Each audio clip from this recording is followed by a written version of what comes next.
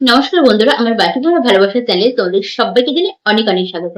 তো দেখে নাও আজকে কি নিয়ে চলে এসেছি। আজকে নিয়ে চলে এসেছি হচ্ছে বাসন্তী চিড়া ভাজা। কি মনে হচ্ছে যে দোকান থেকে কিনে এনে হয়তো আমি চলে এসেছি?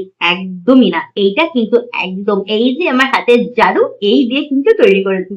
যদি হয় সন্ধ্যার সময় গরম গরম কড়া করে এক কাপ চা, এই হচ্ছে বাসন্তী চিড়া ভাজা।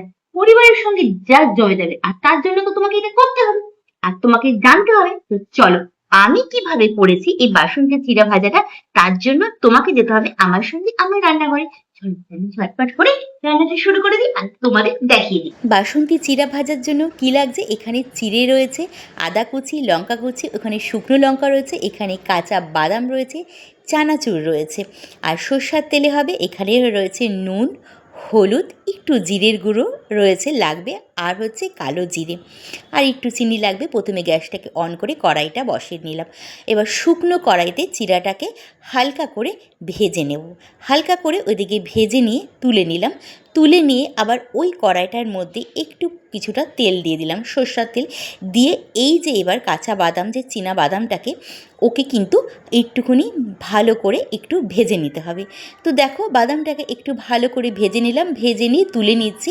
এবার ওই বাদাম ভাজা তেলের মধ্যে আমি দিয়ে দিলাম একটু বেশি করে কালো জিরে ফোড়ন, তারপরে দিয়ে দিলাম হচ্ছে শুকনো লঙ্কা, আর শুকনো লঙ্কাগুলোকে একটু ফাটিয়ে দিয়ে দিয়েছি।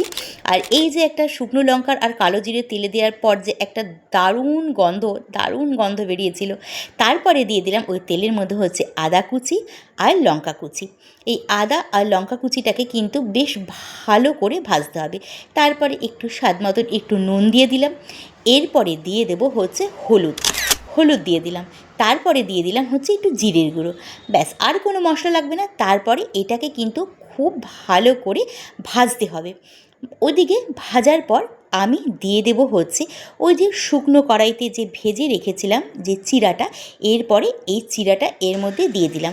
তো চিড়াটা দিয়ে দেওয়ার পর এবার চিড়া আর এই সমস্ত মশলা, আদা কুচি, লঙ্কা কুচি আর যা যা দিয়েছি সেগুলো দিয়ে কিন্তু ভালো করে ভাজলে দেখো একটা সুন্দর বাসন্তী কালার চলে আসবে। এরপরে চিড়ার স্বাদটাকে আরও বাড়ানোর জন্য দিয়ে দিলাম একটুখানি চিনি দেওয়ার পর একটু ভালো করে নাড়িয়ে চাড়িয়ে এবার দিয়ে দিলাম ভেজে রাখা বাদাম আর হচ্ছে চানাচুরটাকে।